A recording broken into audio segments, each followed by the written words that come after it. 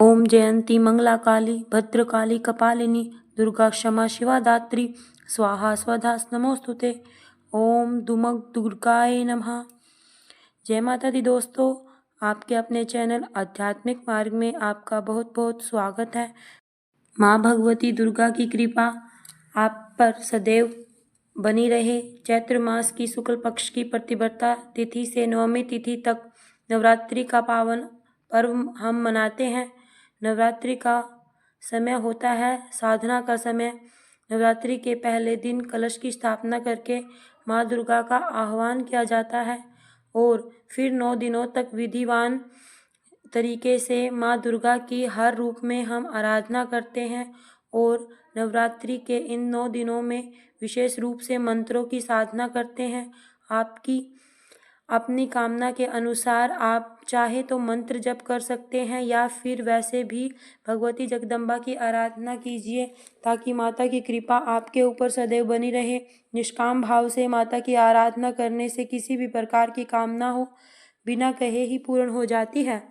और अगर आपकी कोई विशेष मनोकामना जैसे कि धन की प्राप्ति हो या फिर कर्ज मुक्ति चाहते हो, तो जीवन में सफलता पाना चाहते हो या फिर विवाह मनोकामना हो या फिर संतान की मनोकामना हो, जो भी आपकी कामना हो अपनी कामना के अनुसार आप मंत्रों का जप कर सकते हैं, माँ की आराधना करते हैं और विशेष रूप से साधना करते हैं। तो यह समय विशेषकर साधना का समय होता है। नवरात्रि एक तरह से माना जाए तो भक्तों के लिए वरदान का समय होता है। तो साल 2025 में नवरात्रि कब से प्रारंभ हो रही है, कब समाप्त हो रही है?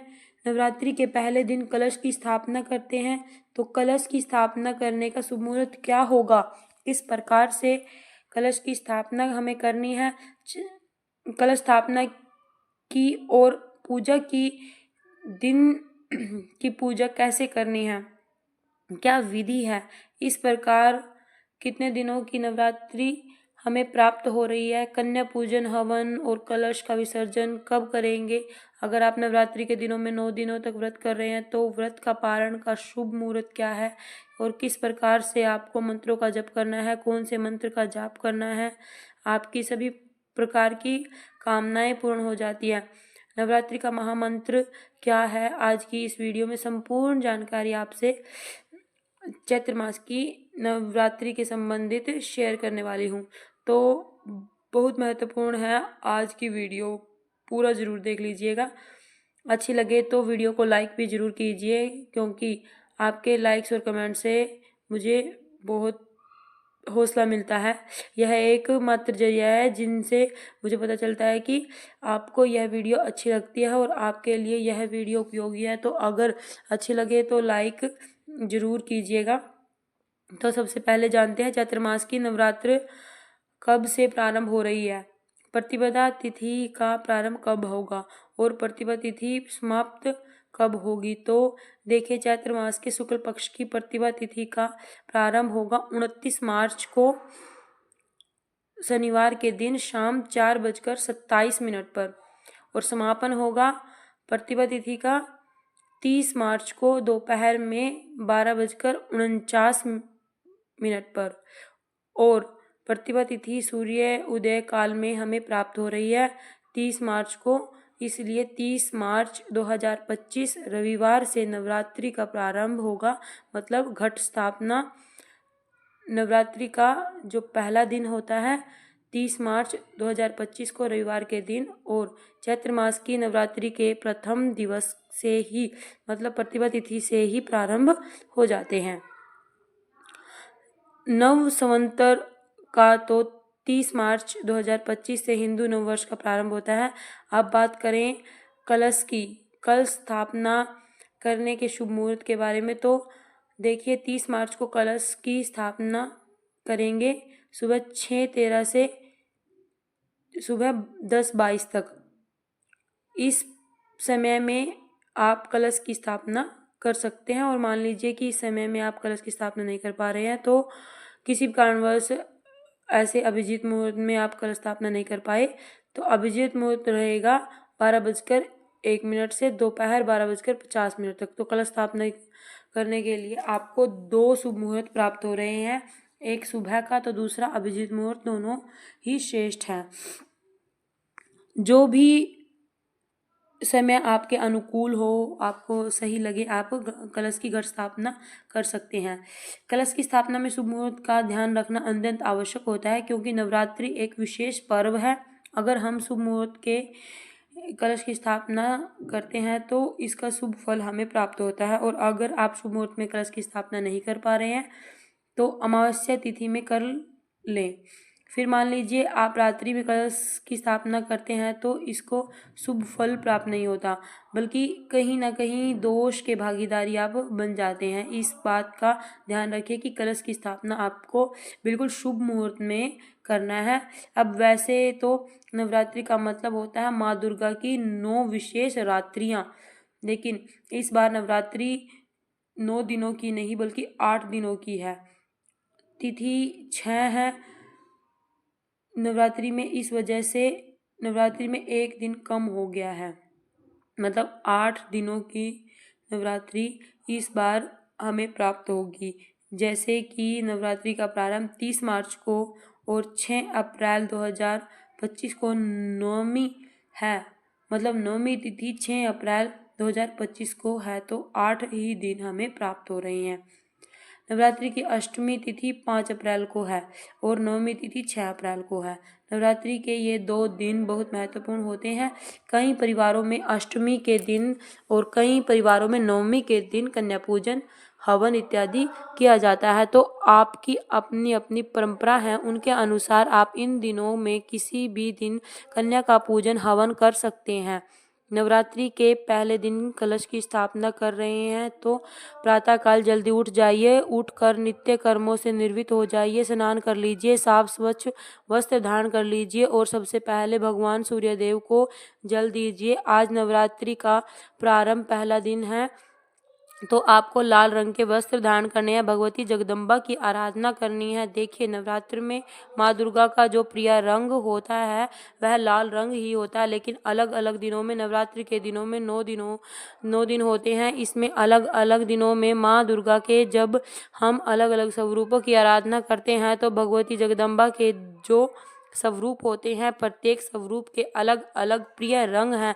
उन्हीं रंगों को धारण करके हम माँ की आराधना कर सकते हैं। मतलब देखिए, यह जरूरी नहीं है कि आप हर रोज अलग अलग रंग के वस्त्र धारण करें, लेकिन अगर आप चाहें तो ऐसा कर सकते हैं। वैसे नवरात्रि में कोई भी शुभ रंग हो उसे धारण करके आप आराधना कर सकते हैं। बस इतना ध्यान रखिए कि काले रंग के या फिर गहरे नीले रंग के या फिर बहुत ज़्यादा भूरा रंग, जो ऐसे रंगों के वस्त्र धारण करने से माँ की आराधना करने से बचना चाहिए।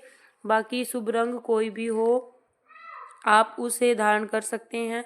प्रतिदिन की जो पूजा विधि आपको मिलेगी उसमें माँ के प्रति जो प्रिय रंग होते हैं, प्रिय भोग होते हैं, उनकी जानकारी आपको 1 दिन में पहले ही मिल जाएगी। तो आप लोग चैनल से जुड़े रहिए ताकि सभी जानकारी आपको सही समय पर प्राप्त हो। कलश की स्थापना जहाँ पर आप करना चाहते हैं पहले उस स्थान को अच्छे से साफ कर लीजिए, फिर एक चौकी की स्थापना कर लीजिए और लकड़ी की एक चौकी बिछा लीजिए, उस पर लाल रंग का वस्त्र बिछाइए और उसी पर माँ दुर्गा की मूर्ति या फिर जो भी आपके पास उपलब्ध हो स्थापित करके और पूजा प्रारंभ कर दीजिए। माँ दुर्गा के दाईं तरफ कलश की स्थापना करनी चाहिए और अपने सामने शुद्ध घी का एक दीपक प्रज्वलित कर लीजिए। सबसे पहले दीपक ही प्रज्वलित करते हैं, कर्म साक्षी दीपक होता है और फिर कलश की स्थापना होती है।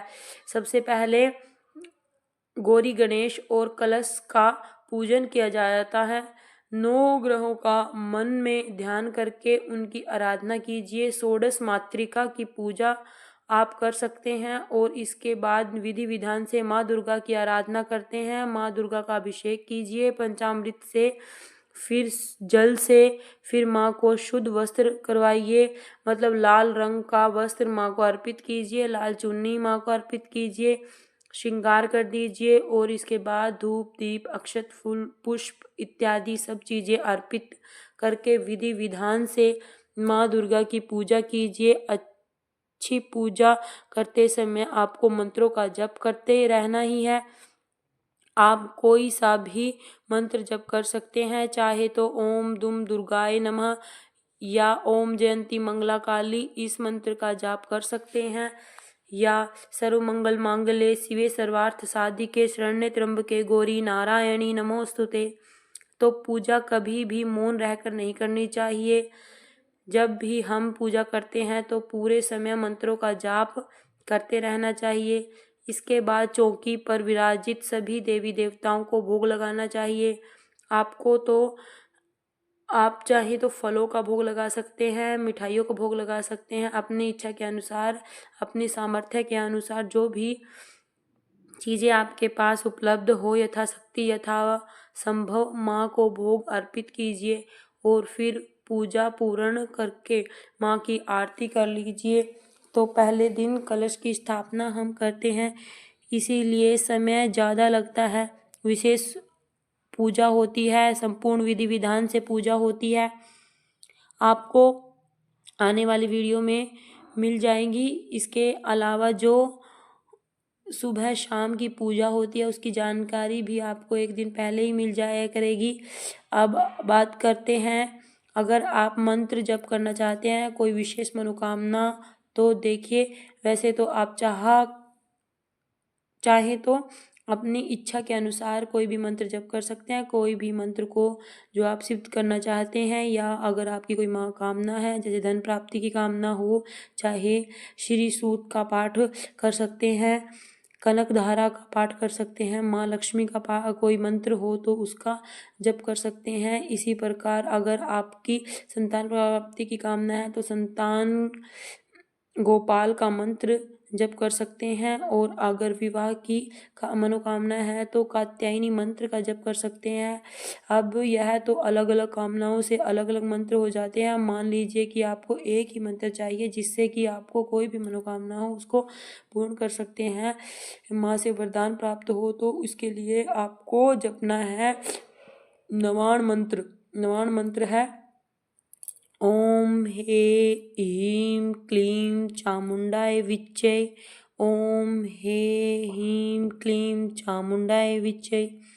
इस मंत्र का आपको अधिक से अधिक मात्रा में नवरात्रि में जप करना है, मतलब 11 माला या 21 माला जितना आपसे बन पड़े। देखिए नवाण मंत्र का एक माला जप मतलब कम से कम 108 बार इस मंत्र को सबको जपना है। मतलब प्रतिदिन की पूजा में आपको नवाण मंत्र तो जपना ही है, लेकिन अगर आपकी कोई कामना है, विशेष कामना है, तो मंत्रों की जप संख्या बढ़ा दीजिए। मंत्र जप आप किसी भी समय कर सकते हैं, चाहे तो सुबह कर सकते हैं, चाहे तो शाम को कर सकते हैं। और नवरात्रि में विशेष रूप से रात्रि को महत्व है, क्योंकि नवरात्रि अर्थात रात्रि जो वह विशेष रूप से महत्वपूर्ण होती है। तो रात्रि में जो हम पूजा करते हैं, कोई भी विशेष साधना करते हैं, उसमें सिद्धि मिलती है, कामना जल्दी पूरी होती है। अगर हम रात्रि में पूजा करते हैं तो ठीक है, तो वैसे तो सुबह शाम पूजा कर लीजिए, लेकिन कोई मंत्र विशेष जपना है तो इसके लिए आप रात्रि का समय बहुत श्रेष्ठ है।